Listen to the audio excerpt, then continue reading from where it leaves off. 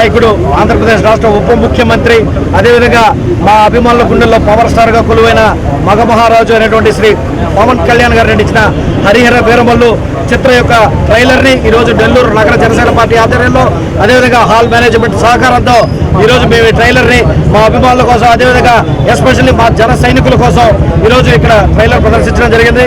Trailer విషయానికి వస్తే నాటి బాహుబలి, RRR రికార్డులు సైతం తుడిచిపెట్టే విధంగా ఈరోజు మా హరిహర వీరమల్లు మహారాజు గెటప్లో ఈరోజు మా గుండెల్లో కొలువైన మగ మహారాజు కనిపిస్తుంటే మా అభిమానులు ఒకంత పులకెత్తకి గురవుతున్న విషయం మేము ఇప్పుడు కళ్ళారా చూసాం.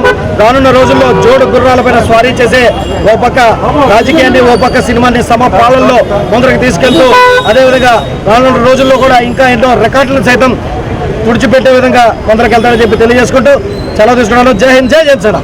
రెండు కళ్ళు సరిపోవు. మా జన సైనికులందరూ ఆహ్లాదంగా ఎంజాయ్ చేస్తున్నారు. నవ్వుతో నవ్వచ్చు.